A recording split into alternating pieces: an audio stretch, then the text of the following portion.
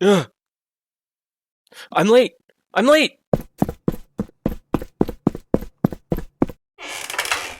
Oh no, I don't have anything to wear.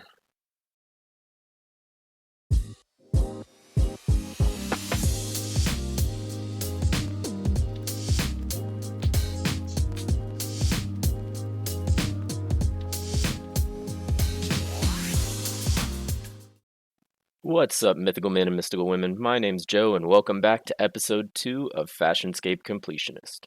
This series is a way to help me finish maxing my Iron Man by giving me new goals and side quests and filling out slots in the collection log. At the beginning of every episode, I'm going to outline a Fashionscape idea, and then spend the rest of the episode gathering the items I need to make this low graphics man as fashionable as possible. Some of the costumes may not be perfect, but we're going to get as close as we can. Also, we're going to try to fit in at least one big grind or rare item per episode, or at the very least, some account progression grinds.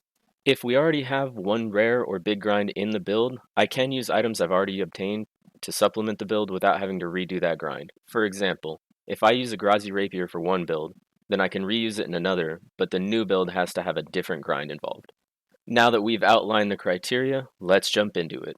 Today, we're going to be building Guts from the Berserk manga and anime.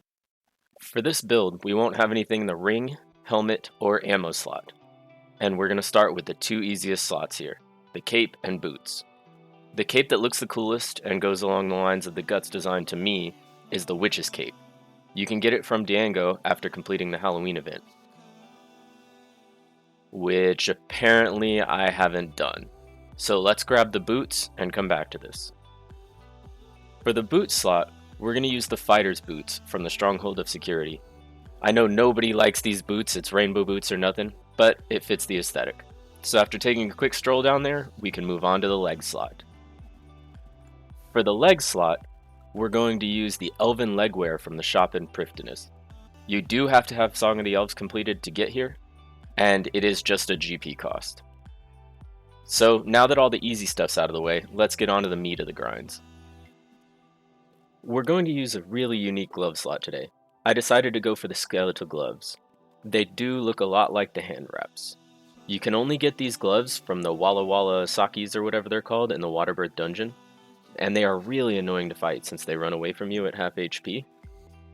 I do like this location. There's only 3 and they can't get far enough out of range to really mess you up, so they all go to half and then they all die. And here is the first unique drop, first pair of skeletal boots. And another pair of skeletal boots. And then we decided to put that grind on hold. For the top, I decided to go a little outside the box. Guts has a prosthetic left arm, and when scrolling through the options, I noticed that Blood and Swamp Bark both have a single sleeve on the left arm, emulating that look, and Blood Bark is obviously the darker of the two choices and fits the aesthetic a little bit better. This will also give me the opportunity to do a minigame I've never done before. So, Shades of Morton, here I come. Here's a milestone coming on the account, 200 mil total EXP. First unique of Shades coming in is my first Amulet of the Damned. And we finally got a pair of locks, so after about 50 KC or 50 keys, here comes another set of locks. Let's go get these set up. And now it's another 50 KC later. Finally sealing the deal with that Blood Bark scroll. Well, I guess it came from the Bloody Notes, but the scroll's there.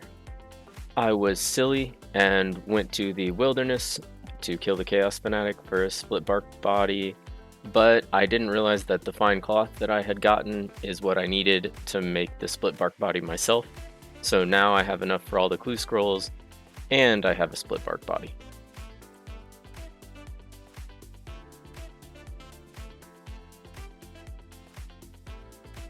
So, unfortunately, you need 81 rune crafting to be able to make the Bloodbark body, and I do not have that, so I'm going to be using orange stews and hoping and praying that the 7 or 8 or whatever I got is enough to get us that Bloodbark body.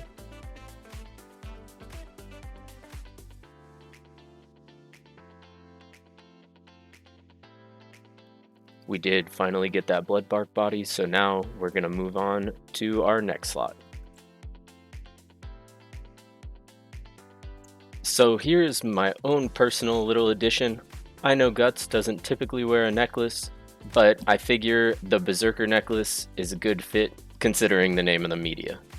I've also never had one on this account, so let's go buy the Onyx with some Tuckle, and let's go enchant this bad boy and we'll add it to our build. Based on where I am, I bet you can guess we are revisiting the cape, and for another black cape that you can get in this game is going to be the Black Graceful Cape from the Hallowed Sepulchre? Yeah, I'll find out how to pronounce that eventually. From the things that I've been told, it is also a pretty good moneymaker and pretty good experience an hour, and it teaches you a lot about movement in old school. So this is going to be a big learning curve for me since I have the mechanical skills of a 5-year-old. However, I'm going to get in there, I'm going to get it done, no matter how long it takes, and hopefully get some collection log slots and some understanding to how this game works. As you can see throughout some of these clips, it took a lot of learning for me to figure out what items to bring and which ones I was using to maximize my marks per hour.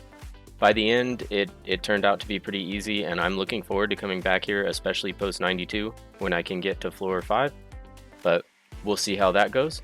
For now, enjoy a montage of me learning, for lack of a better word. Shit.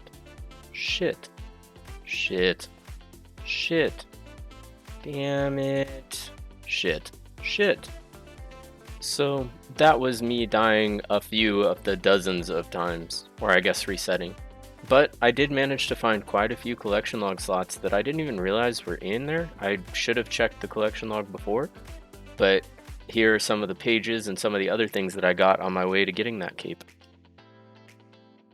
If you're enjoying this video or this series so far, please leave a like and subscribe if you want to see more fun, creative content. Comment which items I should have replaced, or if you have suggestions you'd like to see in a future video, please let me know. I'd love to see what y'all come up with, and it would help me really improve my content.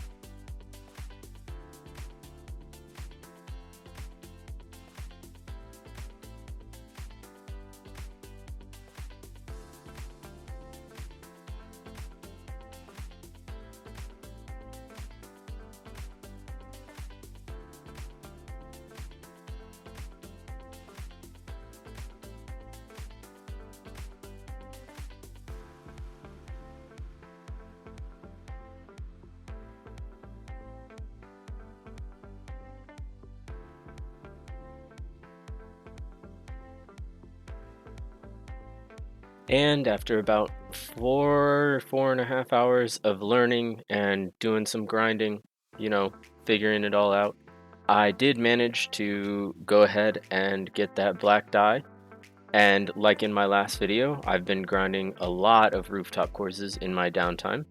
This almost pushed me to 91 between all the rooftop courses and the 4 hours of Sepulchre. It was a really good experience, honestly, and I fully think that anybody wanting to make themselves better at pathing in this game should come here. But alright, let's get on to our next item. For our last piece, we're here at Giant's Foundry to go ahead and get the Colossal Blade. Guts' weapon is a massive two-handed sword, and the only thing that's similar in shape is the granite sword, but it's too small, and the Colossal sword is not the correct shape, but it is colossal. So we're going to go ahead and grind this out. We'll probably get a smithing level while we're here. Let's get started. While we're working on getting the Colossal Blade, let's look at all the other gains we've made this video. While going for the Bloodbark top, we got the Bloody Pages, the Locks, 12 Amulet of the Damned, the Fine Cloth, and the Flamtear Bag. While going for the Skeletal Gloves, we actually ended up getting 2 boots and a pair of skeletal gloves. But ultimately, in the final build, I decided to go with the Shazian gloves because even though the icon doesn't look like it, they are the wraps that I was looking for, or at least similar enough. At the Hallowed Sepulchre, we got the Hallowed Mark, the Black Dye, several strange lockpicks, and page 1 through 4 of the mystery pages. Finally, we're here at Giant's Foundry, and we're going to get about 500k experience, which will get us a smithing level, and we're going to buy the Colossal Blade for 5,000 reward points. This puts us at a grand total of 13 collection log slots, as well as about 400,000 agility XP, 100,000 or so fire making XP, 30,000 or so prayer XP, and 500,000 smithing XP. Those are some pretty reasonable gains this video.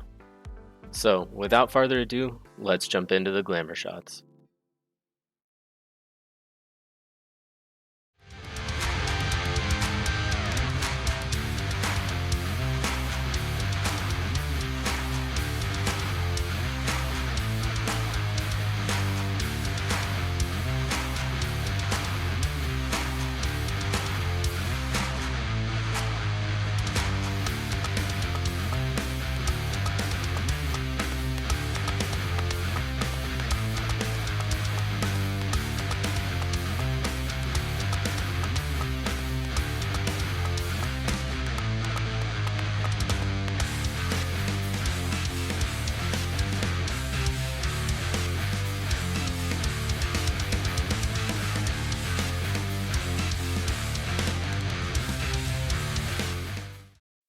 There you have it. I hope everyone has enjoyed this build. It was a little more scuffed than it looked in my head, but I tried to get into as much new content as I could between Shades of Morton and the Hallowed Sepulchre, as well as getting a level and a half in smithing a Giant's Foundry. We filled out quite a few collection log slots and got almost a whole level in agility as well. I hope you'll join me next week as we try to create the most OG mage in video games. Leave your guesses in the comments down below on who that could be. I have a couple of massive undertakings in the future that I'm still working on. They may take a while to get out, but I'm working on some smaller projects to fill the time in the middle. If you have enjoyed this video, please like and subscribe. If you have any feedback, let me know in the comments down below. And if you have any ideas you'd like to see me try to build in old school, leave those in the comments as well.